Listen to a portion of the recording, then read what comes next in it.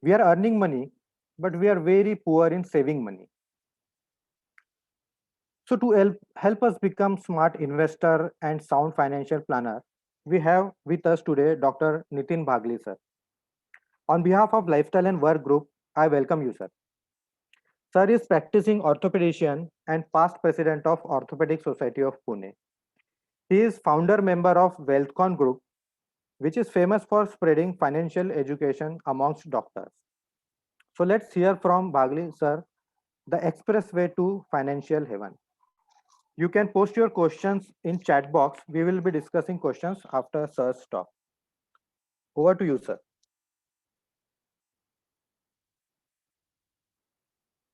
Sir, your voice is mute. You need to unmute yourself.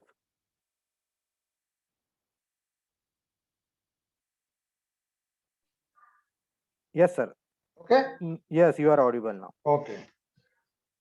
So good evening, friends. Expressway is a multi-lane fast highway without crossroads. It connects the starting point with the destination. Here, our starting point is the day we start earning money, the day we start practice. But our final destination is financial freedom. And what is financial freedom? We should not need to work anymore to earn for our living. Now, on this expressway, there are going to be various toll posts which are going to collect toll from us. And these intermediate toll posts are buying house, children's education, wedding. Exits are temporary setbacks which may suffer for personal illnesses or professional setbacks like medical legal case, etc. Now, wealth has three components. One is earning, two is preservation, and three is multiplication. I need not talk about earning. You're all professionals, you know how best you can make money. I am going to tell you to way to preserve money. Preservation of money has again two components to avoid unwarranted expenses. Unwarranted expenses mean buying assets which depreciate like a Mercedes car or a BMW, fancy cars just for show off, and to save on outgo of taxes. That is most important. And multiplication is by proper shrewd investment. Again, in investment, you should get good returns, and these returns also should be very tax savvy. So, earning, preservation, and multiplication. I'm going to talk about preservation and multiplication more than anything else. Now, this seminar is for educational purpose. I want you to understand it should not be considered as financial planning or investment advice. I am not responsible for the outcome of any investment decision taken by the participants. Please consult your professional financial advisor before taking any investment decision. Some of the concepts may not be agreeable to some participants or they may be having opposing views. If you do not agree with something, you don't need to take it home. And I request you to please bear with me. I will be sharing some investment concepts with you, and it may not be construed as a dictum or the only right way. There are more than one ways to financial heaven. If there are some errors, then they are inadvertent and please overlook them. So also I know my limitations as an orator. Please ignore some oratorial mistakes if I may make. Doctors are good at wealth creation, but they are not good at multiplication. They have a very limited knowledge of finance, investment, borrowing, or expansion of own profession. Most are self-employed and they need to provide for repayment of loans, taxes, hospital and family running expenses, contingencies, children's education, or settlement during active earning years, and retirement. Now, let us start from the basic concepts of investment. First and foremost, let us study what is power of compounding.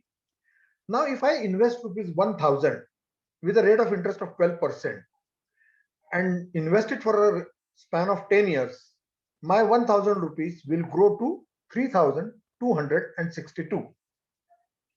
At the end of 20 years, if I don't withdraw any interest and keep on reinvesting the interest again, that is known as compounding, I will get not 6500 but 10,641 rupees in 20 years. And after 30 years, it will not be 20,000, but it will be 34,711. So Rupees 1000 will multiply 35 times nearly in a span of 30 years when the rate of interest is 12%. So that is known as compounding. Don't withdraw your interest, keep on reinvesting the interest, and your fruits will be very sweet. Now, longer the duration, bigger the effect of compounding. If you start investing 1000 rupees a month, say at the age of 25, and if your rate of return is around 15%, then the corpus created at your age of 60 will be 1.23 crores. But if you start same at your age of 30, 1000 rupees a month with same return, it will grow only to 60 lakhs. And if you start still 5 years later, same amount, same rate of return, it will grow only to 29 lakhs. So the carry home message here is start early. However small amount you may start, but start early, start saving your money early. It will grow to a bigger corpus at your retirement. Now, should I invest monthly or should I invest lump sum in a year? That's a common question. Look at a Dr. A who invests 5,000 rupees a month, like a SIP, systematic investment plan. While Dr. B, he invests 60,000 rupees lump sum in a year. The amount saved per year is same. One is investing 5,000 rupees a year monthly, other is investing lump sum 60,000 rupees. Duration of investment 30 years. Rate of return 12%. Number of contributions made by Dr. A are 360 because he is doing it monthly for 30 years, while contributions made by Dr. B are only 30 because he is making it only once a year. So look at the final corpus. Dr. A will have a final corpus of 1 crore and 74 lakhs as against Dr. B, who will have a corpus of 1 crore and 44 lakhs. 21% extra Dr. A will make just because of discipline. Monthly regular investment will pay you more than otherwise. Now look at the goals of investment. This is the most important slide. This is the carry home message for you. You can take a picture at the end of all these four or this thing. First goal of investment should be you should be able to beat inflation. I will come to inflation in the next slide. Your wealth must quadruple 4 times in a decade or double in 5 years' time. That is good investment. Number two, difference in pre-tax returns and post-tax returns should be minimum. Say if you keep a fixed deposit in a bank, you start earning interest, but that interest is going to be taxed in your hand. Similarly, if you buy shares, you get dividend. That dividend is going to be taxed in your hands. So whatever return you may get from investment, tax is going to minimize the return. So you should invest in such a way that there is minimum tax cutting. So difference in pre-tax return and post-tax return should be minimum. Third, you should have a mechanism to protect the wealth from sudden liability or volatility in the markets. We are all doctors. Sometimes in life we are going to face medical legal suits and they may drain your pockets very badly. So you must have certain corpus which cannot be touched even by court of law. Transmission of wealth to the future generations should be hassle free. We are all working for money and we want our children to do well in their life. And as parents, as responsible parents, it's our duty to give them a platform from where they can grow further. So whatever you have earned by hard work should be transmitted to your next generations smoothly, which should be hassle free. Now let us understand what's inflation. It is the rate at which the currency loses its value. Value is nothing but the purchasing power of currency. One has to pay more for the same amount of goods or services over a period of time. I have undergone tonsillectomy as a child in 1968, where the consultation fee of my treating doctor surgeon then, topmost surgeon of Pune, was only rupees 15. And look at today in 2021, how much is the consultation fee of doctors? My whole tonsillectomy bill was rupees 100, including hospitalization and anesthesia. Today, you know how much a tonsillectomy can cost. Look at the prices of petrol. When I was in medical college, petrol used to cost 2 rupees a liter. So today is 100 rupees a liter. So that's inflation. Now, government, whenever announces its figures of inflation, they give more than 50% or nearly 50% weightage to food items, food and beverages. But do we really spend 50% of our earnings only on food and beverages? No. For us, we belong to an elite class of the society. We want to educate our children in the best possible way. We want to put them in best educational institutions. We ourselves and our dependents, they will take treatment in best of hospitals. We want to spend our holidays abroad. We want to be members of elite clubs. So all this, apart from food and beverages, is what is called as lifestyle inflation. And that lifestyle inflation is increasing at nearly 15 to 16% a year, as against food inflation, which is around 5 to 6% a year. So if you take the average, we have to consider that we have to face an inflation of around 12% per year today. Now look at what is the real return from your investment. If you invest 100 rupees at a rate of interest of 8% per year, after 1 year, your 100 rupees will grow to 108 rupees, which includes 8 rupees interest which you have earned. Are you with me? Hello? Hello? Is everybody following? Sir, you are audible, sir. Yeah, you are following, no? Yeah. Yes. Yeah. Now look at the tax slab of 30%. So 8 rupees which you have earned as an interest, 30% of which is going to go to income tax. We have not considered surcharge or cess here. A slab of 30% means you are losing 2 rupees and 40 paisa from the 8 rupees which is coming to you as an interest. So final carry home is only rupees 5 and 60 paisa. Now consider the inflation. Government figure of inflation is around only 5%. We are not considering lifestyle inflation here. Just reduce the government figure of inflation from what is left, 5 rupees 60 paisa minus 5, it's only 60 paisa. So your post-tax, post-inflation return is meager 60 paisa.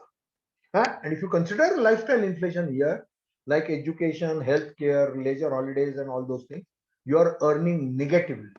So 8% is not going to keep pace with the inflation.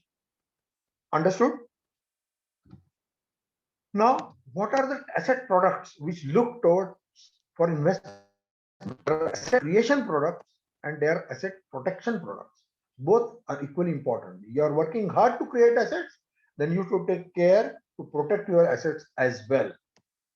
Now, what are the asset creation products? There are financial assets, there are physical assets, and there are alternative assets. In the financial assets, most popular being deposits in the bank, either in the savings bank or in the fixed deposits. Some smart investors may put money in direct equity, that is shares. Then people are fond of putting money in bonds, Reserve Bank of India bonds. We have our money in provident fund, mutual funds, post office savings, corporate deposits, debentures. Now, physical assets. Indians are very fond of investing in physical assets, especially gold, jewelry, and ornaments, and real estate. Then, of course, bullion like diamond, silver, platinum, etc. And there are alternative assets like private equity funds, high yield, non convertible debentures of companies. Then there are hedge funds. There are sovereign gold bonds, which are now very popular. There are gold exchange traded funds. There are infrastructure funds, and so on. So mainly a common investor will put money either in bank or in mutual funds or in shares or some investment in gold. These are the common four asset classes a common investor follows. So what are asset protection products? These are extremely important. First and foremost is insurance. First is insure your own life. If your spouse is also earning, insure her life as well. You should not do life insurance of non-earning members of the family. It's absolutely foolish. Insurance is not an investment tool. It's just for risk cover. Never invest in money back policies and endowment policies. Buy only term insurance where the premium is low. Start very early at the age of 25 or 30. And if you have a partner who is also earning, insure her life or his life as well. and do only term insurance. Say if you don't have a capacity to put so much of money as a premium in the early stage, doesn't matter. You insure for 30 lakhs, 40 lakhs, 50 lakhs at the age of 25. Take additional policy at the age of 30 when you are better off. Take another policy at 35. That's how you can start 2, 3, 4 policies also, but insure yourself for a crore or two very early so that you save on premium. Then, of course, Mediclaim. You know what are the costs of healthcare today and how they are multiplying. You must insure your life and your dependent's life. Do a Mediclaim. Apart from tax benefits under Section 80D, it is to protect from unimaginable or sorry unplanned expenses. If you are having your own clinic, hospital, then you have to do home or hospital protection insurance, fire and theft insurance.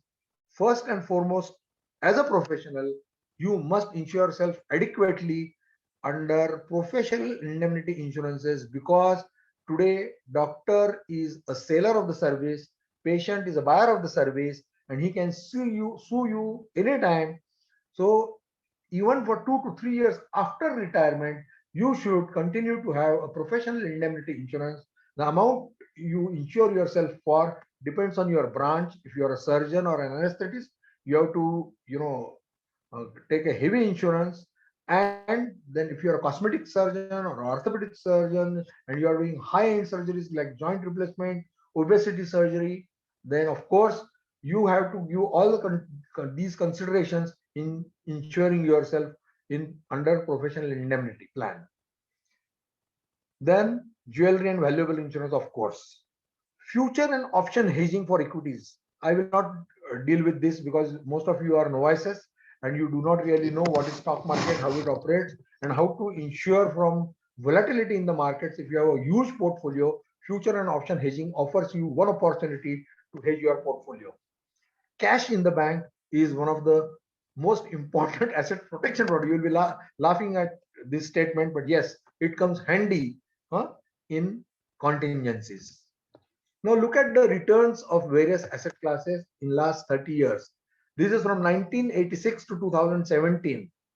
BSE Sensex has given the highest returns. You can see it here.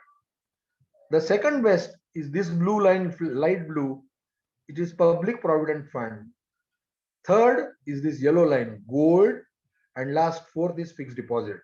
We have not taken real estate into consideration in this because the appreciation of real estate depends on whether it's a residential or commercial, which city you are buying a real estate. The cost of real estate depends on the location, city you buy, what the type of product you are buying. So we have not considered that. But apart from that, BSE Sensex, that is the Bombay Stock Exchange Index, it has given the maximum return in last 30 years. Now see in real terms, if you have invested 1 lakh in 1980, what has happened at the end of 2017? After 20 years, 1 lakh has grown to 20 lakhs in fixed deposits. It has multiplied your money 20 times. So your annualized return becomes 8.39%.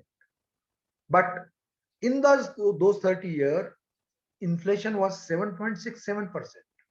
So what you have really carried post-inflation is only 0.72%. We have not considered tax here. So just post-inflation return from fixed deposits in 30 years is 0.72%. In gold, the amount has risen to 37 lakhs, that is 37 times, giving you an annualized return of 10.21%. Inflation is 7.61% again. So post-inflation return is 2.54%. Silver gave you 1.35%. And Sensex has given you 10.33%. So it is the smartest way, best way. Post-inflation return is Sensex, that is direct equity investment, direct shares. Now, those who are fond of keeping cash without paying taxes, unaccounted cash, that is the worst form of investment. It grows negatively because cash is of no use. उसपे ऊपर DDT मारना है क्या आपको? So only it has degrown to rupees 5,208. So it's a negative return of 95% post-inflation. So the carry home message, best return will be given by Sensex. Second best will be gold. How will I am going to deal with it elaborately later on. Cash makes no sense whatsoever. Now you all know what are the tax rates today. Finance Minister has offered two tax slabs, two options now, a new tax regime and old tax regime. According to old tax regime, 30% rate of interest starts at 10 lakh rupees annual taxable income. And I will always advise all my friends who are doctors to stick to old plan, because that's the option which gives us an opportunity to avail of various tax concessions. Now, this is the most important slide. We all know once you reach a taxable limit and your income goes on growing, on a tax, we have to pay surcharge according to your net taxable carry home income plus cess. So first is surcharge and then is cess, education and health cess. So if your taxable income is between 10 lakhs to 50 lakhs and your tax range is naturally 30%, there is no surcharge between 0 to 50 lakhs and your cess will be applicable of 4%. So your net tax rate between 0 lakhs to 50 lakhs taxable income is 31.2%. If it's between 50 lakhs and 1 crore, you have a surcharge of 10%. So your total net tax rate will become 34.32%. Between 1 and 2 crores, it will be 15% surcharge plus cess. So your net tax rate will be nearly 36%. If your net income, taxable income is more than 2 crores, it will be 39%. And if it's more than 5 crores, it will be 42.74%. So the message here, why I have put this slide? Because how much money is going to go out of your pocket towards taxes when your income goes on increasing? The message I want to give you here is you have to plan your taxes so smartly. You have to redistribute the income amongst your family members in such a way that your tax outgo is minimized. Understood? So I am going to suggest you ways how to redistribute your income. Now we all know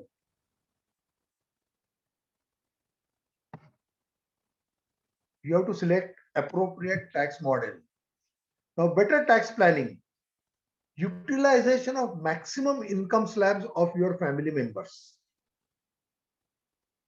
If your total professional receipts in a year are 50 lakhs or less, and if you pay tax on 50% of your receipts as a profit, then no questions will be asked to you. There is no need to keep books of accounts, no hassles. You can avail of this benefit, which is known as presumptive taxation under section 44ADA. So if your professional receipts are less than 50 lakh rupees in a year, and if you pay tax on 50% assumed or presumed profit, no questions will be asked to you. So your tax receipts are 48 lakhs, you assume your profit to be 24 lakhs, pay income tax on 24 lakhs and forget about all the worries. So that is section 44ADA, presumptive taxation. Whether you are utilizing the benefit of Hindu undivided family, have you created this entity and started generation of income here? I am going to come to it in details a little later. Now, doctor who is working in a hospital, if I have a hospital, yes, I have a hospital, orthopedic hospitals, but ideally the owner of the premises of the hospital, doctor who is working in the hospital should not be the owner of the premises of the hospital. So if your wife is not a doctor, she can buy the premises. You work there in the hospital. You should not own the premises, number one. Number two, the part of the entity which runs the hospital, you should not be a part of it. See, if you have a brother, if you have a sister-in-law, if you have a father who is retired and he has resources, your mother, they can form a partnership company or they can own a hospital where you will keep your patients and the income will be redistributed. The part of the entity which runs the diagnostic services, you have a physiotherapy clinic, you have an X-ray clinic, you have a lab inside the hospital. All these things can be owned by non-medicos. You know how many diagnostic centers are run. Dr. Lal's Path Lab, Metropolis, PH Medical, they are not owned by the doctors. They are all owned by non-medicos, and it's perfectly okay legally. Pharmacy, you can employ a pharmacist, but pharmacy can be owned by your brother, your wife, if she's not a doctor, and any family member. So you have to consider redistribution of income under various heads. You have to select an appropriate model, knowing the qualifications of your family members and your intra-family relations. That is very important. Now, general guidelines for hospital owners who are running private enterprises, setups which are having turnover of more than a crore can have a model of partnership plus proprietorship. So, I have two daughters. One of them is a doctor, the other is not a doctor. My wife is a doctor. Her quantum of practice is lesser than mine. She, along with my other non-medical doctor, can form a partnership firm. They can run the hospital where I will keep my patient. If the turnover and my consulting services will continue under the proprietorship module where I can avail of 44 ADA benefit. That's the real charm. Since 44 ADA has been introduced for the doctors and the limit set is decent, 50 lakhs professional receipts, we can make these combinations, proprietary concern and a partnership under the same roof. If your turnover is between 2.5 to 4 crores, you can have two proprietorship. If your wife is also a doctor, she can have her own consultation as a proprietorship module, your consultation as a proprietorship module, and a partnership module to run a hospital. Similarly, setup involving more doctors as consultants. Then you can have a proprietorship plus private limited company plus proprietorship model. So all these permutation and combinations are possible to save taxes. I am giving you just one fantastic example. Now see here. This is a model when I am running a hospital solely as a proprietor. My annual receipts from IPD and OPD are shown here. Now my IPD income is say 1 crore 50 lakhs. My OPD is 15 lakhs. My physiotherapy clinic generates income of 20 lakhs. I have a medical store which generates a revenue of 45 lakhs. So thus the total turnover becomes 2 crore and 30 lakhs, out of which running the hospital costs me 90 lakhs a year. My physio clinic expenses where I'm employed a physiotherapist and buy new equipment and all those things, it costs me 10 lakh rupees a year. My medical store expenses are around say 31 lakhs and 50,000. So my total expenses are around say 1 crore 31 lakhs 50,000. So my net taxable income under the proprietorship module then is 98 lakhs 50,000 rupees, where my tax outgo becomes 28 lakhs nearly. Followed? Now see what I have done here. I have shifted my consulting practice under the proprietorship module while the hospital is transferred to a partnership firm. So my IPD income now goes to the partnership module, while my OPD income from my own consultations and physiotherapy come under proprietorship module. The revenue comes to only 35 lakhs. I don't have to quote any expenses there because the presumptive tax regime allows me to assume a profit of 17 lakh 50,000 on which I pay a tax of 3 lakh 40,000 under 44A. Now my partnership firm generates a revenue of 1 crore 50 lakhs. Medical store is 45 lakhs. So here my total revenue generated is 1 crore and 95 lakhs. Hospital expenses remain the same. Medical store expenses remain the same. While my non-medico working partner draws a salary of 5 lakhs, which is also not taxable. So my total expenses per year become 1 crore 26 lakhs 50,000, and my taxable income of the firm is 68 lakhs 50,000. Tax outgo is 18 lakh 70,000. So my total tax saved is 5 lakhs and 70,000 rupees. That's nearly 50,000 rupees a month. So that's one of the ways to minimize your tax outgo by redistributing your income by combining proprietorship with partnership modules. Now let us come to a concept of Hindu undivided family. That is the most legitimate way of creating one additional tax entity for any Hindu, Sikh, Jain, or Buddha family. In India, many families are undivided, and incomes earned by such families can be joint incomes. They can be having ancestral properties like buildings, offices, some family business, farms, and these incomes cannot be taxed in the hands of any specific individual, but in the hands of family. You create a separate PAN card for that entity, and it's one of the most legitimate way of additional tax entity. Additional tax means additional income tax rates, thus tax saving. How do you create a HUF? You have to apply for a PAN card, open a bank account, create a deed of the HUF. How do you create a deed? On a 500 rupees stamp paper, you have to name a Karta, names of other co-partners of that HUF, and the declaration by the co-partners to agree to nominate a Karta, and Karta has the authority of the accounts vested in his hand. And the members are the only members of the HUF, and the Karta hold the right to govern all transactions. Now you have to state the capital, how you have created the capital of the HUF. First, apply for a HUF PAN card. Then open an account in the name of a HUF in any nationalized bank. The bank or the income tax department may ask you for a creation of the HUF deed, which you are going to make on a stamp paper and open a bank account. Now, where will the money come from the HUF? How are you going to infuse a capital in the HUF? If your family has an ancestral business or agricultural income or a property from where you are generating rental income or a business, then the profits from that such common family activity will be the hodgepodge of your HUF. If it's not possible, if there is no such thing, then you have to infuse capital by taking gifts either from your parents, your wife's parents, or close relatives, blood relatives. Any gift above 50,000 from a non-relative is taxable. From a blood relative, from your parents, from your wife's parents, you can get gifts limitlessly, and they should all be taken by check, and they have to account it in their income tax returns. That's how you can create capital in the HUF. Now this capital which is infused into your HUF can be used for any business.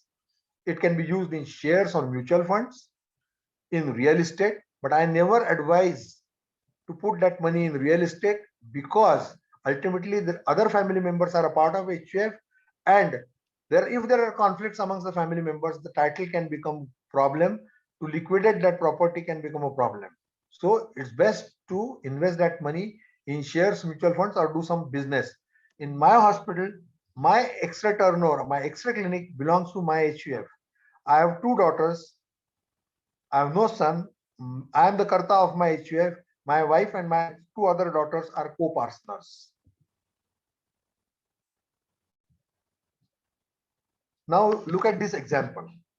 This is Dr. Lalit, whose gross income is 26 lakhs a year, and he is paying a tax of 5,70,000. Let us see how. He is investing his 1,50,000 under ATC, say in PPA for National Savings Certificate, or whatever investment which is permissible under ATC. He is utilizing that full. Similarly, he is buying a mediclaim for rupees 20,000 under ATD, which is totally tax free. So his net taxable income now remains 24 lakhs and 30,000, on which the tax outgo is 5,54,000 plus educational surcharge and higher education cess. So no net tax he has to pay is 5,70,000. But now if you consider his gross income, which was 26 lakhs a year, actually he used to get 6 lakh rupees as income from his business of the family. Now, once he realized that he is making a mistake, he forms a HUF, and those 6 lakhs which is getting from the family business now are shifted to HUF account. His income has reduced to 20 lakhs. Section on ATC he is utilizing as before. HUF, though cannot have a PPF account, HUF can ensure the life of Karta or co-partners and avail of ATC benefit 1,50,000. Net taxable income is divided into 18,30,000 under proprietorship for him and 4,50,000 for the HUF, and the net tax outgo for both the accounts you can see is reduced to 4,05,000. That's a saving of 1,65,000 rupees a year. So that is more than 13,000 rupees a month.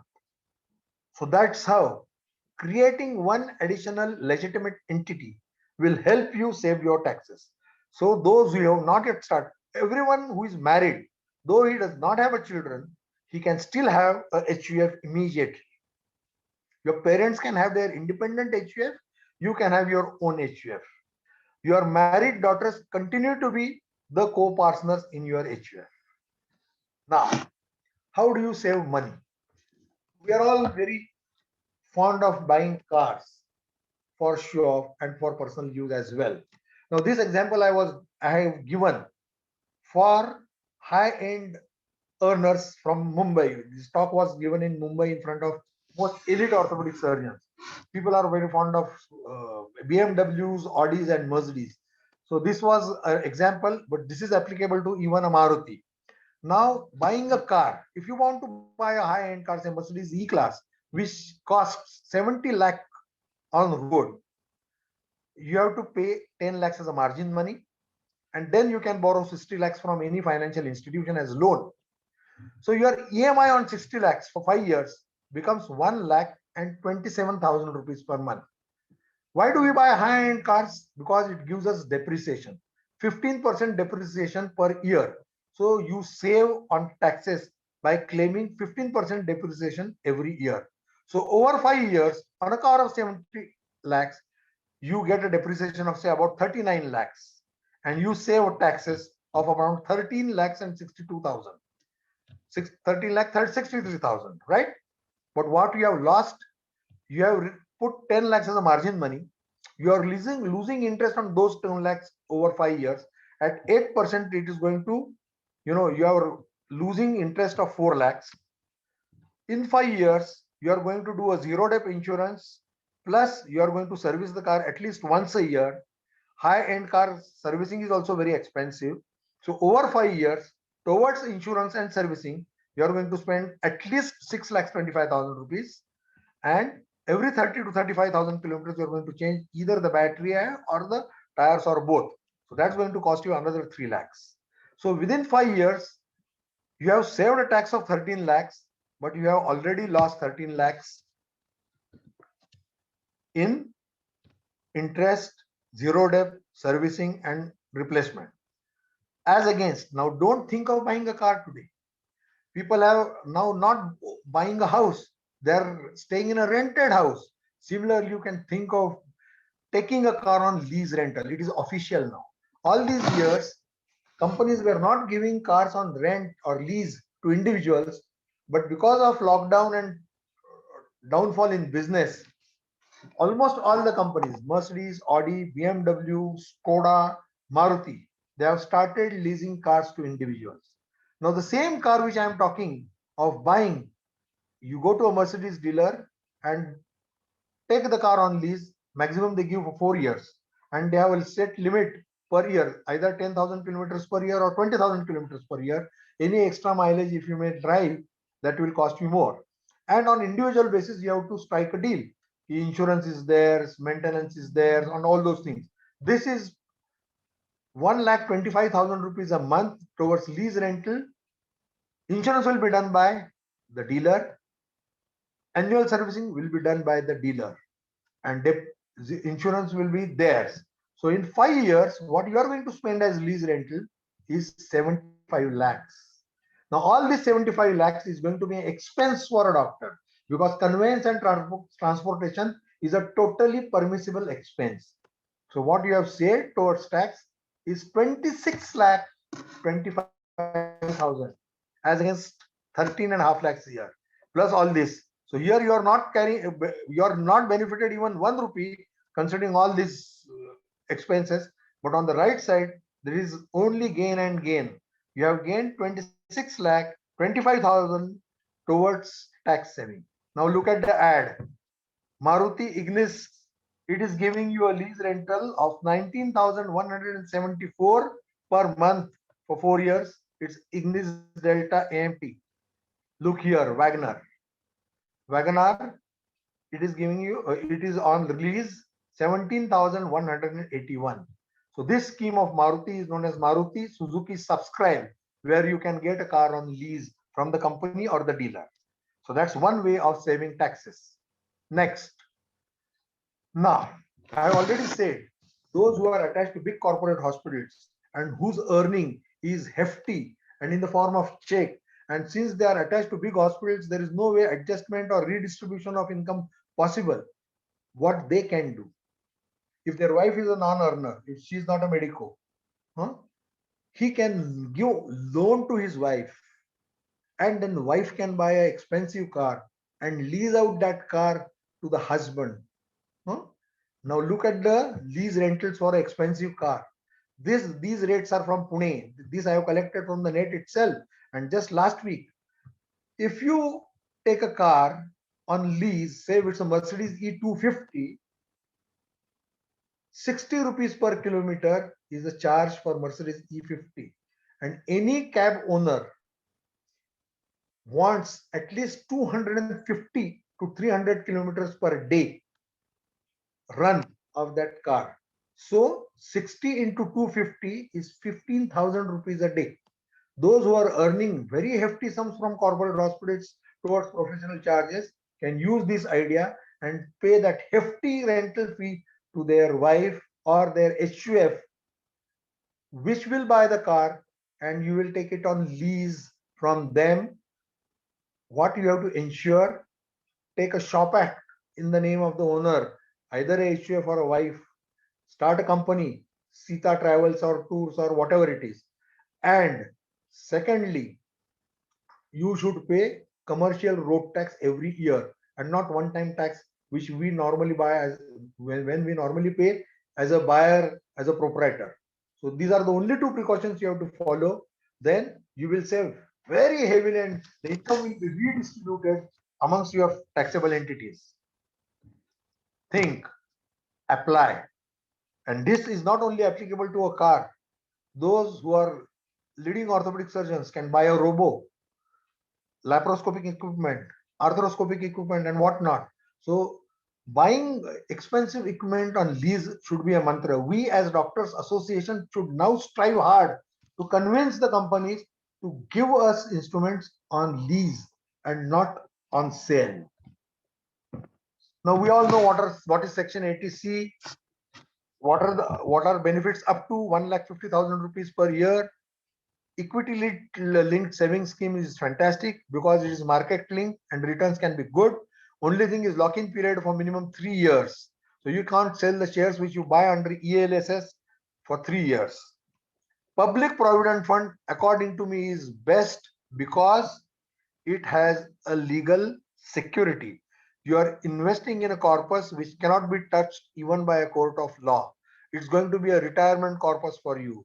Public Provident Fund comes under what is known as EEE, exempt category. Whatever amount you invest every year is tax free.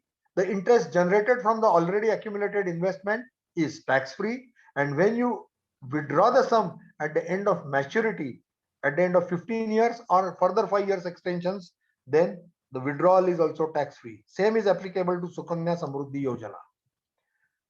Now, let us consider taxations from various investment classes. Now, if you put your money in direct shares, and if those shares are listed on stock exchanges, and you have bought those shares from a registered broker after paying security transaction tax. Now, let us see what is the short-term tax and a long-term tax.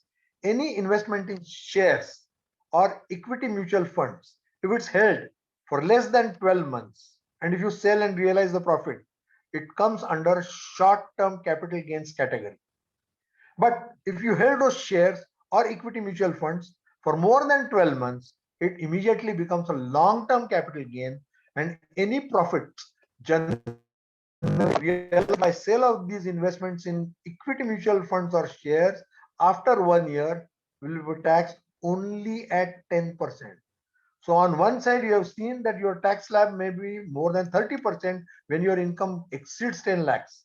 But you may save your taxes by investing in shares and realizing the profits after 1 year. Your tax outgo will be minimized. Equity oriented mutual funds I have talked about just now. Unlisted shares I'm not going to talk about because you are all novices in investment. You are not going to buy unlisted shares. Now gold in physical form. If you buy gold coins, chains, or jewelry by check, and if you sell them before 36 months, then it's direct addition to your income and you will be taxed on the gains generated from sale of gold at your usual tax slab rates. But if you hold them for more than 36 months, then you will be taxed at only 20% capital gains tax, long-term capital gain tax. And what is indexation? The value of money becomes less with time. We have seen what is inflation. So it is inflation adjusted value. If you have bought an item long time back, say in year 2000, your base rate, market rate is 1st of April 2001. So what was the rate on 1st of April 2001 is calculated as a base rate, and every year government announces the indexation factor. So your investment gradually goes on, the cost of acquisition gradually goes on increasing, and your profit generated by sale becomes proportionately less. So your tax outgo becomes less.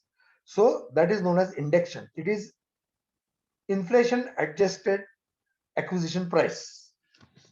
Now we have talked about physical gold. Now, if you buy gold in the form of sovereign gold bonds, which are issued by Reserve Bank of India every now and then, if you sell those sovereign gold bonds before 36 months, again, it is short-term capital gains for gold, which is at usual slab rate. For equity or equity mutual fund, it is only 15%, but for gold, it is at usual slab rates. But if you hold gold bonds for more than 36 months, again, you have a benefit. It's 20% with indexation. Now, sovereign gold bonds have a maturity of 8 years. So if you hold them till maturity and surrender those bonds at maturity, there is no capital gains tax. That's the biggest benefit of sovereign gold bonds, which is held till maturity.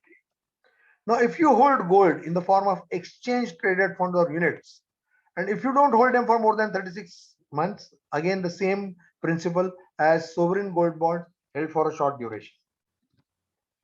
Now, debt instruments. What is a debt instrument? You keep your money either in the bank bonds or the corporate bonds or government securities. If they are listed officially with the financial, like SEBI, then if you hold them for not more than 12 months, they will be taxed as short-term capital gain at your usual slab rates. But if you hold them for more than 12 months, they will be taxed only 10%. So non-convertible debentures which are listed on the stock markets have an advantage of low tax rate. Now, mutual funds which invest your money in these government bonds or corporate bonds, you have to hold them for a minimum 36 months. Otherwise, you will shell out income tax at usual slab rates. But if you hold them for more than 3 years, then again you have an advantage of 20% with indexation. So your income tax outgo will fall. Now, what is the tax structure on the interest we earn from banks? If you keep your money in savings account, 10,000 rupees direct deduction under section 80TT is available to you from your taxable income towards interest from the savings account. If you keep all your money in fixed deposits, corporate bonds, or any other bonds, interest is fully taxable. There is no benefit for interest generated from any term deposit, time deposit, or corporate bonds. Now, taxation on rental income.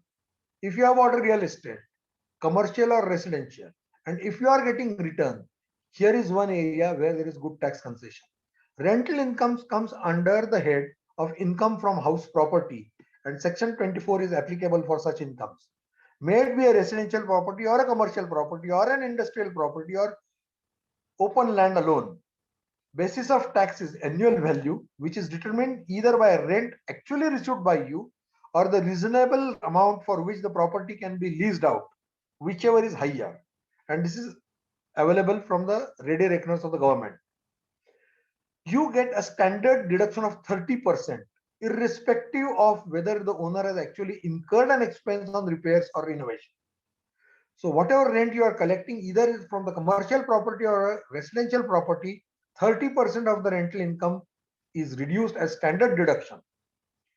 And this, if the owner has borrowed money for the purchase of construction or renovation of the property, interest payable is totally deductible. So borrowing could be either from person or individual or institution. So that's a big tax advantage for income from rental properties. Tax on dividend income. Now dividend is fully taxable in the hands of the recipient. Whatever dividend you may get from the shares, it is fully taxable. This is one area which doctors are not very fond of or they have not thought of.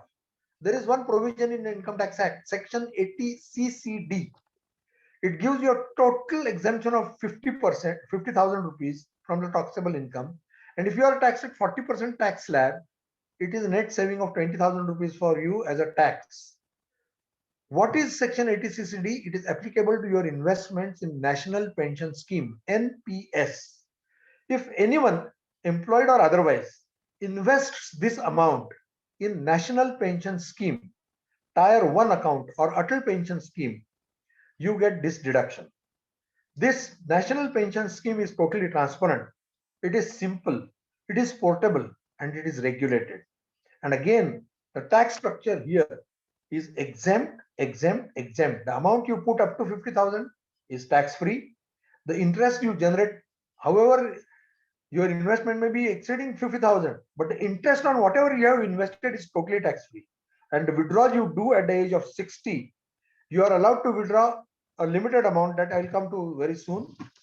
Now, it's a National Pension Scheme is a voluntary pension scheme which is regulated by Pension Fund Regulatory Development Authority.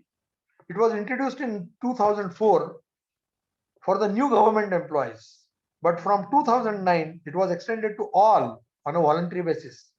Account can be opened by anyone who is more than 18 years of age, and it can be continued till the age of 60 years. You can extend it also.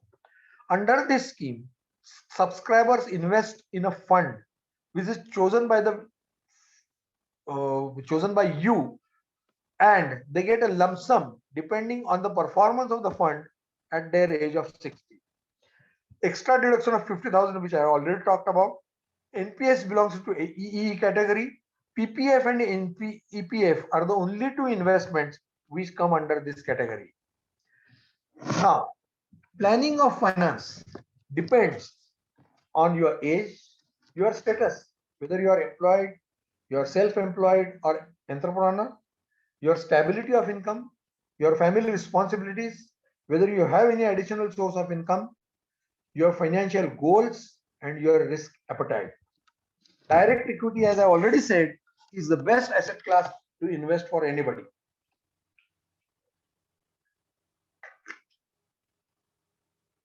Buying a share is like buying a piece of business.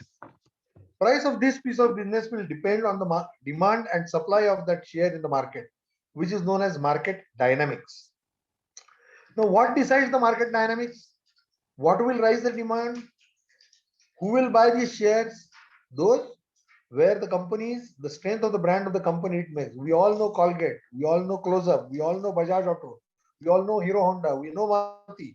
So these are very strong brands. We all know noodles. We only know one company, Maggi, made by Nestle. So the strength of the brand company makes decides the demand for its shares, its profitability.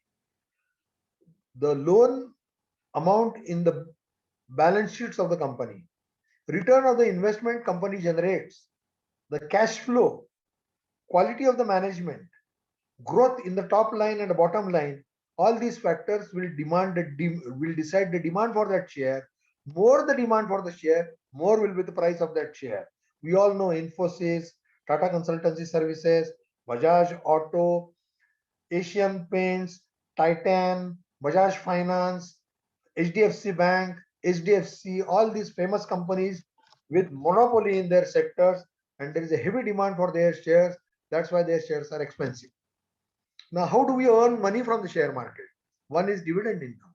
But does it offer you any benefit tax wise? No. Why no? Because the dividend is now taxable in the hands of recipients. Capital appreciation. People buy shares only for capital appreciation. Means you buy a share of 100 rupees, you sell it at 200 rupees, and if it's a long term investment, you are going to pay tax only at 10%. So capital appreciation is a real charm for investment in shares.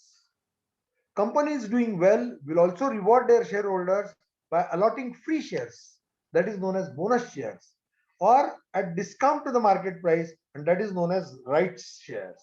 So bonus and rights is one form of investment. Time in the market is more important than timing the market. So you have to be patient, stay invested in the market.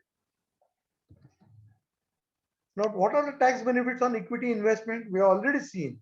Share market gives opportunity to minimize tax outgo by adjusting short-term and long-term capital taxes. So now you know that you have made a lot of profit on, say, HDFC Bank shares. You need money and you want to sell it, and you are going to have good long-term capital gain tax. Now you want to minimize your tax outgo. You can sell some shares which you have bought recently are and making losses. That is known as short-term capital loss. So short-term capital loss in shares can be adjusted against long-term capital gains in the share. So this is one way you can keep on playing with your taxes. Especially short-term capital loss can be set off against short-term as well as long-term capital gain tax, and it can be carried forward in the books for the next 8 years. Equity investments were exempted from the wealth tax when wealth tax was applicable. And transmission to the future generations is hassle-free, because once you appoint a nominee, you did not go through the route of succession certificate and district courts in transferring the share or transmitting the share, as they call, to your nominees. Now, mutual funds. Now, mutual funds are normally classified either by structure, that is closed-ended funds, or open-ended funds, which we are not now interested because almost all the funds today are open-ended, and by asset type, whether your money is being invested only in shares, or whether it is invested in debts, or whether they are invested in both, that is hybrid funds, or they are being invested in money markets. So these are the various types of funds: equity oriented, debt oriented. Balanced is where their money is being invested either in debt partially and equity. Index funds. Index fund is one of the most important categories which a novice should know. You know, any fund, you approach a asset management company and buy funds from them. They appoint and pay very hefty sums to the fund managers, who are paid really, through sky, and they charge you a professional fee for wisely investing your money in various assets, in various shares. Now, index fund is one where fund manager doesn't have to use his brain. You know, there are two stock exchanges in India. One is a Bombay Stock Exchange, the other is a National Stock Exchange. Bombay Stock Exchange has an index. It decides on the prices of most popular 30 scripts like Asian Paints, Bajaj Auto, Bajaj Finance, Titan, Tata Steel, etc. So the market capitalization, the demand transaction in that particular share, Reliance Industries, is the heaviest. It has the maximum weight in BSE Sensex. HDFC Bank is next best. The amounts transacted in each of these constituent shares, that is known as weightage of those shares in that index. Now here the fund manager doesn't have to use any brains. He will invest your money in those 30 shares according to the weight of those shares in the index. So there is no brain to be used by the fund manager. So there is no expense ratio is very, very less. So you can maximize your profit by saving on the expense ratio of a mutual fund. That is known as index fund.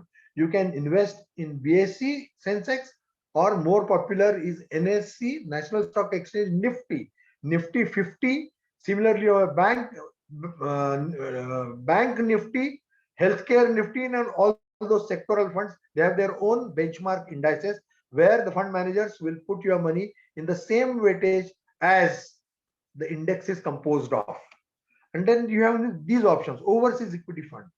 You have enough investments in the local markets and you want to put your surplus money either in US markets or other emerging markets like Brazil, China, Malaysia, Singapore, whatever it is. So certain fund management companies invest your money. Franklin Templeton is very popular. ICICI Prudential is popular. Motilal Oswal, they also have a overseas US fund. So you can put your money there. You have double gain. Whatever gain you get when their stock prices, which are part of your mutual fund, rise, and plus you get a currency advantage. If your rupee depreciates against the dollar, naturally your investment multiplies. Now, in the share market, top 100 companies are known as large cap companies, where their market capitalization is huge. Previously, their market capitalization was more than 10,000 crore rupees. They used to be called as large cap companies. The next 200 companies, they form the mid cap sector. So your money is put in the mid cap, middle size capitalization, and small cap is small size capitalization. They are lesser known companies. They are supposed to be slightly more risky company. Now you see the risk reward ratio here. In small caps, you have a high risk, but also high return. Large cap, where the market capitalization huge, Asian Paints, Titan, Tisco, HDFC Bank, they are all large cap companies where the risk is low, but the returns are also relatively low. So anything which gives you high returns will have a high risk. Anything which will give you a lesser return will be low in the risk. Similarly, if you, instead of investing your money wholly in stocks or shares, if you keep them partly in debt instruments, that is corporate bonds, government securities, where you have to hold them for minimum 3 years to avail of long-term capital gains, you get your interest income. They are safer investments because there is no volatility. Now, how do you select a good fund? You can take a picture of this. See, if you go on a website of Value Research or Morningstar, you will see full categories of funds: large cap funds, multi cap funds, flexi funds, mid cap funds, small cap funds, information technology funds, healthcare funds, finance, banking fund. You have to select the category you want to invest in. Currently, healthcare, IT are supposed to be safer. Financial instruments are okay, and large cap funds are safer. So you have to select your category of fund. You have to see what is the age of the fund. How old is the fund? It should be minimum 3 years at least. New funds, you do not know the track history. You do not know the performance of the fund and the history of that fund manager. You have to see the assets under management of that fund. In the investor's guide on Monday of Economic Times or a Sunday business line, you get almost all ready-made information on a chart. Assets under management. Assets under management should be minimum 2,000 crores. Fund should be at least 3 to 5 years old. Its expense ratio should be less. It should be less than 1.5, or it should be between 1.5 to 2 if the fund is very renowned. Then the profile of fund manager, which you can access either on the Value Research site or on Google. Then you can study the portfolio of the holding. If you are interested in buying, say, Bajaj Finance, HDFC Bank, leading financial funds, go to the financial category of the funds, find out which fund has the best holding in Bajaj Finance, HDFC Bank, Kotak Mahindra Bank, and so on. These are the most important parameters. Amongst the fund, how are you going to select a fund? Study these ratios: alpha, beta, standard deviation, and Sharpe's ratio. So what is the standard deviation? It is a tool that measures deviation or a dispersion of your fund portfolio from the expected return. We have seen what is an index. So any fund has a certain portfolio. It can be large cap portfolio, it can be banking portfolio, it can be healthcare portfolio.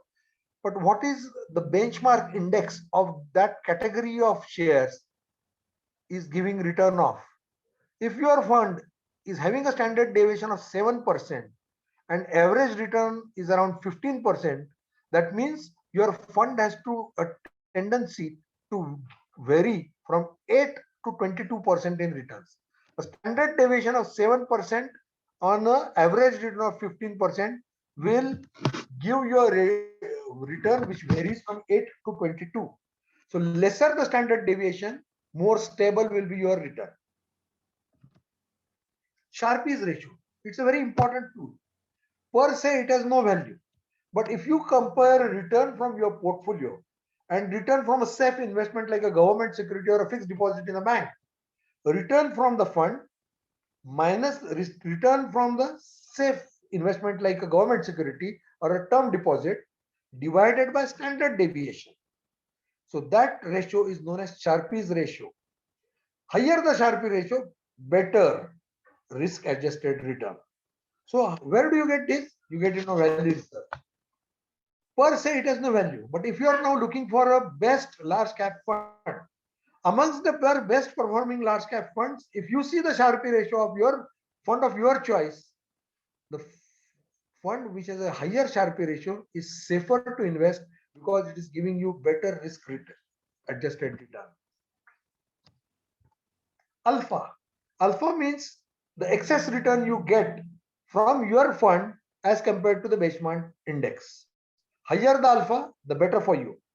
If your alpha of your fund is 5%, that means it is outsmarting the performance of the benchmark index by 5%. If it's doing it by 50%, you have hit a gold mine. Beta. This denotes the sensitivity of the fund towards the market movements. If the market falls by 30%, but the net asset value of your fund has fallen only by 25%, that means your fund is more stable. It has a lower beta value than the market. So beta of less than 1 shows the stability. Now, how will you use this information? When the markets have risen unreasonably, like today, markets have gone, they have peaked up. Then when the markets are at peak, always invest your money in low beta shares, low beta mutual funds. If the market has sunk, it has fallen, and it's likely to go up, then put your money in high beta shares or high beta mutual funds because your returns will multiply. Now, investment in real estate. All these years, Indians preferred direct investment in this asset class because of lack of alternative options in the financial markets. Buying and holding physical real assets was a fad. Does the investment in real estate make sense? I will show you for young investors. Just look at this chart. You are buying a house and you are buying shares. When you buy a house, say for 100 rupees, you have to put only 24 rupees or 10 rupees from your pocket, because any financial institution will give you loan if you are a qualified professional and if you have some steady income. So you are putting only 20 rupees and borrowing 80 rupees at the interest rate of 7%, which is a SBI housing loan rate of interest today. But for shares, nobody is going to give you loan. You have to put all 100 rupees from your pocket to buy shares. At the end of 1 year, real estate appreciates by 10%.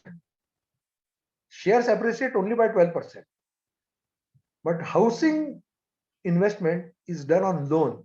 You have to sell out 7 rupees from what you have earned towards interest. So your net carry home is only 3 rupees here, while in the share market, all 12 rupees is yours. But these 12 rupees you have earned on an investment of 100 rupees. So your investment, return on investment is only 12 rupees, 12%. But here, to make these 3 rupees, you have invested only 20 rupees from your pocket. So your return of investment here is 15%. Plus, we have not considered the section 80C benefit of 1,50,000 rupees a year And if it's your first housing project and if the cost of the house is less than 50 lakhs, whatever interest you are paying towards the housing loan will all be tax free. So remember, buying house, that to your first house on borrowed money makes sense tax wise. Now, what is real estate investment trust? It's a vehicle that owns, operates, and manages a portfolio of income generating properties for regular returns. It will buy, that investment trust will buy offices, shops, malls, or hotels from where they will generate annual returns. These are usually commercial properties that generate returns, and that those returns will be distributed. So real estate investment trust is like a mutual fund. It pulls funds from a number of investors and invests them in rent generating properties. Now, the Securities Exchange Board of India requires Indian real estate investment trusts to be listed on exchanges and to make initial public offering to raise the money. There are already two real estate investment trust companies on the share market. One is Embassy Park and the other is Mindspace, where you can buy and sell the units of those real estate investment trusts on the market itself.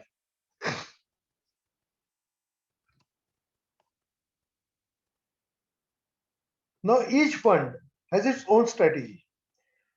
The fund manager, he can buy equity in a project. Say, Lodha Malvonda has a big scheme on near Gahunjan Express Highway.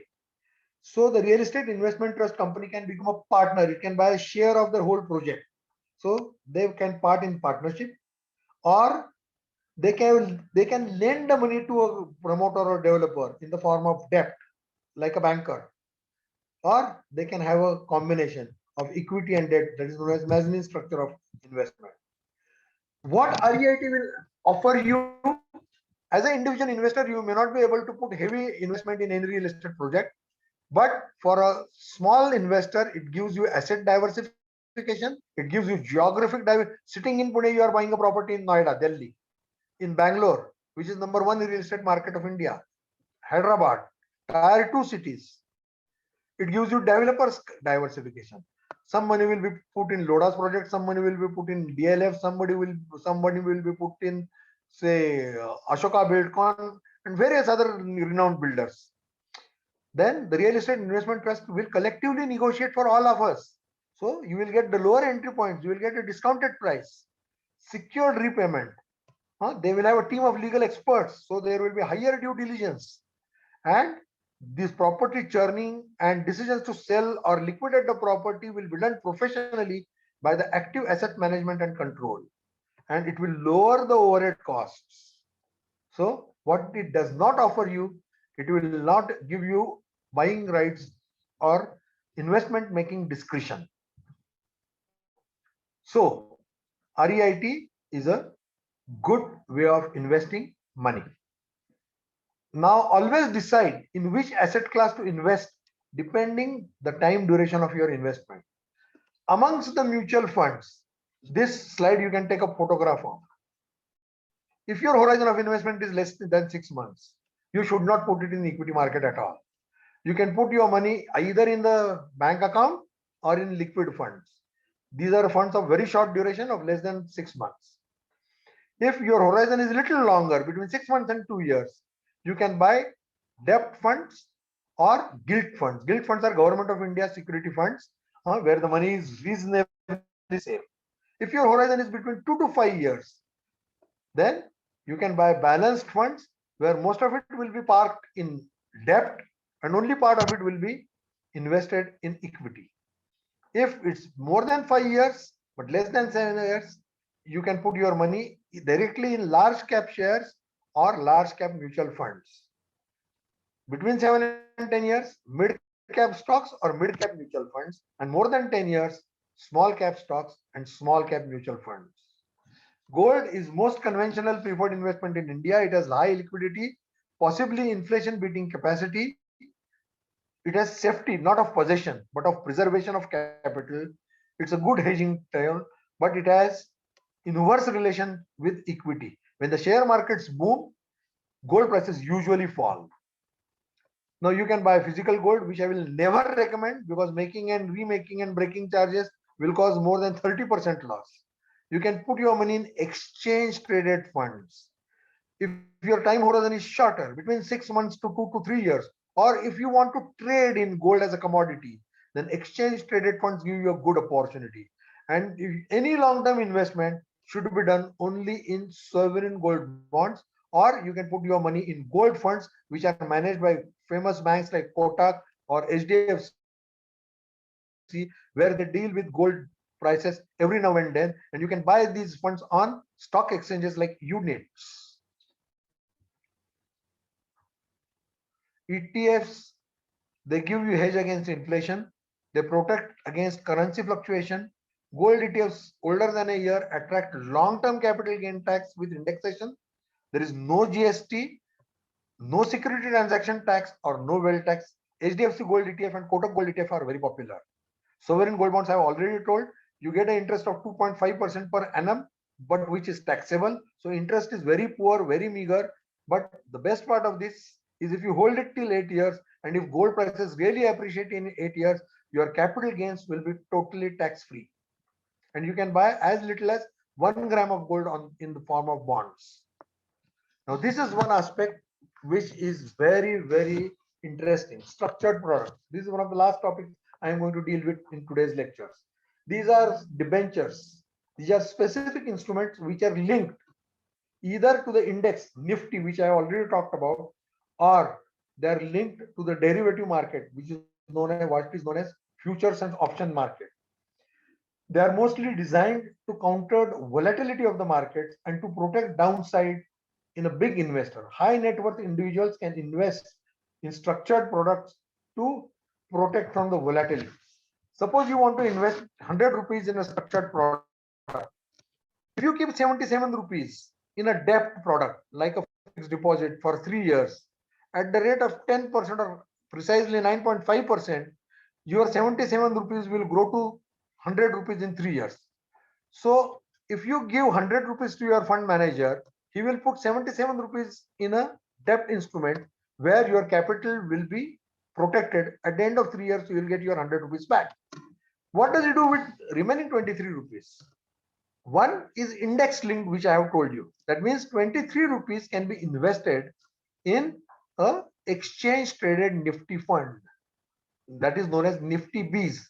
Nippon India is the most popular exchange traded index fund in India. Now, if your index gives you 30% return in 3 years, your rupees 23 will become rupees 30. Thus, your 100 rupees will come from debt and 30 rupees will come from Nifty. So your total return will become 130 rupees. But if the Nifty falls, you are scared of volatility of the market and your market falls by 30%. Then 23 rupees will become only 16. And your maturity amount now will be 100 plus 16. That is 116. That is again much more than what you have invested. Now look at the other scenario. This is known as derivative linked debenture. 77 rupees go again in debt as before, but balance 23 rupees is now used to buy what is known as call option. A fund manager feels that if you invest your money in a future and option instrument and market is likely to go up, if he buys two Nifty calls at 1150 each, that means 200% participation in the Nifty returns with a notional investment of 100 rupees. And now if Nifty really generates 30% return in 3 years, your two call options will give you a total return of rupees 60. Thus, the maturity value of the debt plus derivative will become 100 plus 60. That is 160. But if Nifty falls below the level at which the investment was made, it will have no value. You will only get your 100 rupees back. Still, your capital is protected. So these are known as structured products. These are for high net worth investors who already have good exposure to the stock market. It has poor liquidity. It has a locking period time of 3 years and a big ticket size. Now, this is a slide which you must take photograph of. When you are young, You should put more money in equity, little in gold, some in real estate. But look, you have to invest yourself, life term insurance, professional indemnity insurance, and good mediclaim. And you should have cash only for 6 months expenses. If you are more than 65 years, all these investments will become, you have to invest more in debt, less in equity, same in gold. There is no need to buy any more real estate. You have to buy only mediclaim for yourself, and you should have sufficient cash for 12 months expenses. So this is the spectrum from 25 to 65, what allocation you should do to various asset classes. This is an important slide. Doctors look at insurance as an investment. They buy insurance for non-earning members like children or non-earning spouse. They buy insurance out of obligation from an acquaintance. They do not define age to retire. They do not diversify. Instead, pump lot of money in the profession and at times borrow it. They do not track performance of their investment. What important tips I would like to give? Your total loan amount should not exceed 7 to 10 times the net annual income. Your EMI should not be more than 35% of carry home income. You should always buy residential real estate on single name. Investing on oneself is essential with accelerated pace of change in the professional environment and competition. Possibility of becoming professionally redundant is real today. Reskilling and upskilling in the profession is mandatory. I thank you very much for listening to me patiently.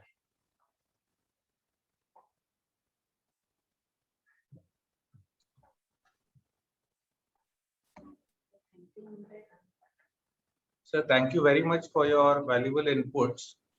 Dr. Nitin Patil was supposed to conduct this question and answer session, but he seems to be stuck with some patients. So we can have Pawan, Dr. Pawan and Dr. Amar conducting the question answer sessions. Over to Pawan and Dr. Amar.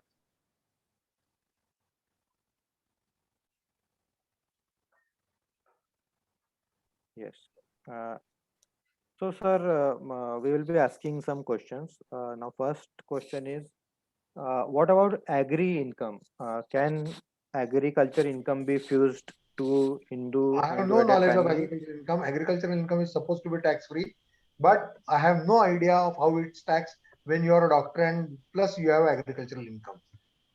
Okay. You have to ask your Can, chartered accountant. That's not. yes, sir. So, can we purchase sovereign gold bonds via Yeah, Hindu HUF? absolutely, absolutely, absolutely. Oh, You should have a demat account in the name of your HUF. We have, and you can buy gold bonds under in your HUF demat account. And there is no need to have a demat account also for a sovereign gold bond. You can buy a gold bond in the form physical form also. But today everything being demat, it's always better to have a demat account. I do all my sovereign gold bonds in the demat form only. okay. Uh, Sir, now many of us have started with online brokers like Zerodha, etc. Hmm. And how safe it is to follow a Telegram or WhatsApp group or YouTube group regarding advice where to invest, when to invest. See, it's very risky. See, you have to learn the basic art of investing. Never buy or sell on tips. I don't do it at all. See, I am a man who does only investment only on fundamental analysis. I don't go on any technicals because technicals do not give it gives you knowledge only of demand and supply and volumes. Does it really give attention to the basic performance of the company, quality of management? No. I do all my investment. I've been in the share market for last 3 decades now. I do all my investments purely on my reading, on my knowledge. Now we have various groups where there are intelligent people, fantastic people in my groups. Whenever they recommend any script, I study that script. And once it fulfills my criteria of fundamentals, then only I put my money in that script. I just don't put money only on advice either by a financial consultant or by any colleague.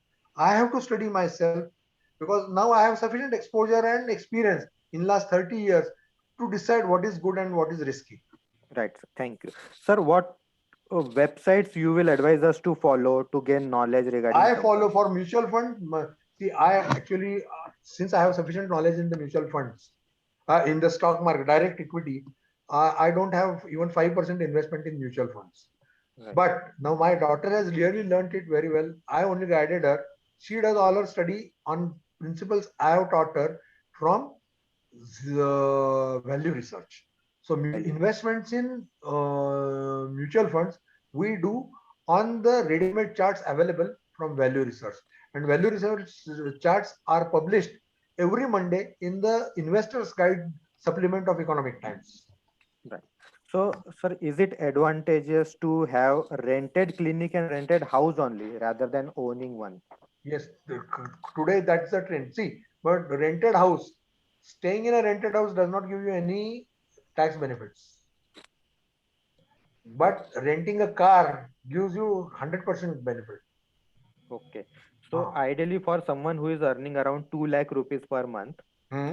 what should be the ideal term insurance value, medical insurance value, and indemnity? So your annual income becomes 25 lakhs. Yes, So around. your family is, used to a standard of living of 25 lakh earning per year, Yeah. right? Hmm. So 25 lakh इतना interest मिलने के लिए तो sum assured will be very huge.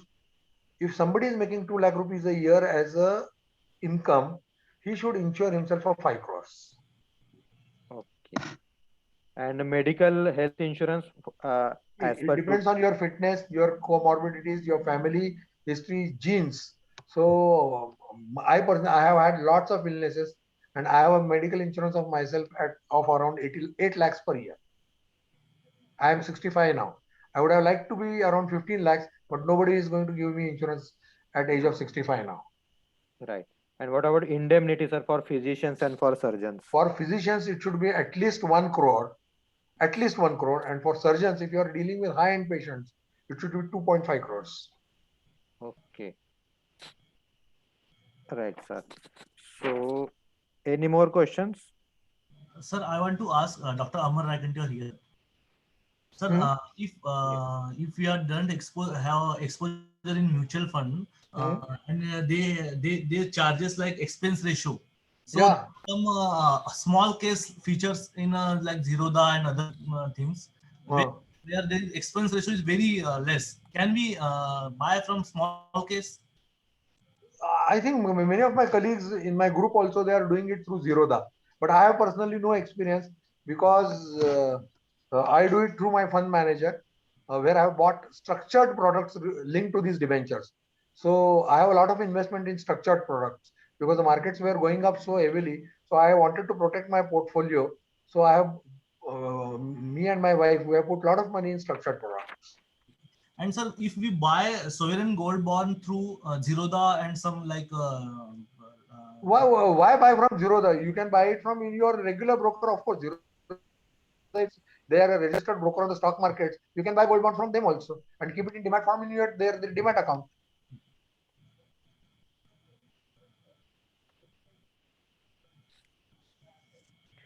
Uh, so another question, sir, you hello.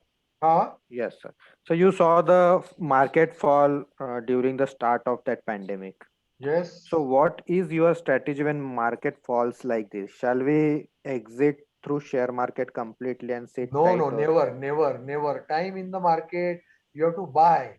See, you have to trust the companies you are buying. See, there are certain fantastic companies we have tested, you have stood the test of time. Do you stop? See, there are certain products which are so essential. You can't do without them. Can you do without a Colgate? Can you do without Close Up? Can you do without Synthol or Liril? Huh? Can you do without a jockey underwear? So there are certain products which are you are going to use. In fact, lockdown has increased the sale of household appliances, washing machines, dishwashers, vacuum cleaners, entertainment. OTT platforms have become extremely popular because of lockdowns. So you have to think the other side of story also. See, in fact, we took an opportunity and increased our investment in the markets from March to June, and I am very richly rewarded. My stock market, my portfolio had never zoomed so high in last so many years like after this lockdown. So someone is asking like 1,50,000 initial income of HUF is exempted from tax, right? No, no, no, no. 1,50,000 rupees. See, what is the tax-free slab? 2.5 lakhs. But there Right. are ways to be, tax liability zero till 5 lakhs annually, right? So you can make 5 lakhs tax-free for a HUF also. Investing 1,50,000 rupees in ATC investment, this thing, ELSS you can buy. You can put money in your child's PPF. HUF cannot have a PPF, but it can put money in your child's PPF. Okay. Okay. Right. So is it like if my wife is earning less, Hmm. I can just pay her as a employer for some XYZ clinical work she is helping me with? That is, but see, income tax will always look at it suspiciously. What is the best? See, there is something known as provision of clubbing. That is section 64. What is provision of clubbing? We cannot give gift to our wife. We can give gift to our wife, our minor children, Right. but or daughter-in-law. But the income generated from that gift in the hands of your wife or your minor children will be clubbed in your income, and you will be entitled to pay tax on the returns generated from gift given to your wife. That is known as provision of clubbing. So instead of making ourselves, target of section 64, give her a loan. Take 7% simple rate of interest annually from her. Hmm. So if you give her a loan, she buys a car, registers it commercially, takes out a shop act license, and you use this car. See, if it's a Maruti, what is the normal rate for a Maruti today? 12 rupees per kilometer, 300 kilometers a day. You can pay her 3,600 rupees a day towards taxi charges. Tax recharge. Nobody is going to ask you any question. अरे तू 40 kilometre का चालवलं रे? Right. 300 किलोमीटरचं भाडं देतोय. That's my choice. Hmm. That's my choice. No? You can give 3,600 rupees every day. The only expense for her is the road tax, petrol, and driver's salary. Hmm. Right? So Right. she can build up her capital and repay your loan simultaneously. Hmm. Huh? So see, my X-ray clinic. Right. I have an X-ray clinic which I have, structured like this only. Way back in 1998, I gave loan to my HUF. My HUF bought an X-ray machine, and I have a huge X-ray turnover. And whatever profits we generated from my HUF, we have invested in the stock market. So my HUF portfolio is also really huge now. So that's how your money will grow. Create legitimate taxable entities. HUF, non-earning member of the family, your retired father, retired mother. There is no end to it. You can have a pharmacy, you can have a physiotherapy clinic, you can have a lab, you can have an X-ray machine, you can have a cab. Hmm. So, sir, which is the best indemnity insurance company we should take indemnity from? See, now you should never switch over from one company to other, because if you get caught in a case in between the 2 years, both the companies will disown you. This has happened in case of my own anesthetist, who is no more, Dr. Lahankar. He switched from United Insurance to New India, and in between he got a case stuck. The case was done during tenure of the first company, but the client sued him during the tenure of the second company. Both the companies disowned. So he had to go to the court against the insurance companies. Ultimately, he won there, but it was a headache for 6 years. So always remember, you have to remain loyal to your insurance company. Look at the ratio of compensations awarded and claims settled. New India Assurance Company is the best professional indemnity insurance company in India. Secondly, I have another policy with United Insurance because they offered me the cheapest policy, 7,500 rupees for 1 crore coverage. Plus, I have a policy which is known as errors and omission policy for my hospital, which gives me cover of 1 crore plus. Why? Because an anesthetist will come to me, a pediatric orthopedic surgeon will visit me, a joint replacement surgeon may at times come to my hospital. If anybody other than myself commits a mistake or accident happens in the hospital, my sister, my ward boy, then everything will be covered in this hospital policy, which is known as errors and omission policy. So you should have an individual professional indemnity, plus you should have a errors and omission policy of the hospital. I have errors and omission policy from New India Assurance Company. My personal indemnity, one from New India and the other from United India. I don't have any indemnity from a private company.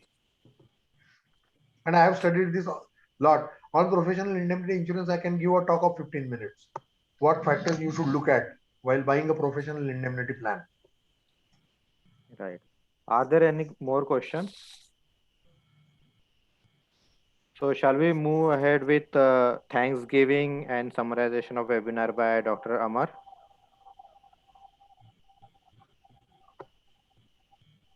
Yeah. Are there any questions? No. I, Dr. Amar Raikandar, thanks Dr. Kedar Patel, my friend, for giving me opportunity to moderate this session. Thanks, Dr. Bhagli, for giving us very informative session on finance management. As we medical professionals have very least knowledge about finance and sometimes even ignore. I'm sure after today's session, or say after this discussion, we have more clear idea of financial management. To summarize, we discuss on power of compounding, difference between investment and insurance, type of asset production product, tax planning, selection appropriate model for proprietor. We also discuss on Hindu ununited family, investment to save taxes like PPF, gold, sovereign bonds, taxation, and also benefit of investment in NPS, that is my favorite, tax benefit of equity, and bond yields. I want to, we have here to help each other in case of any queries related to finance. Please free to ask to the respective members.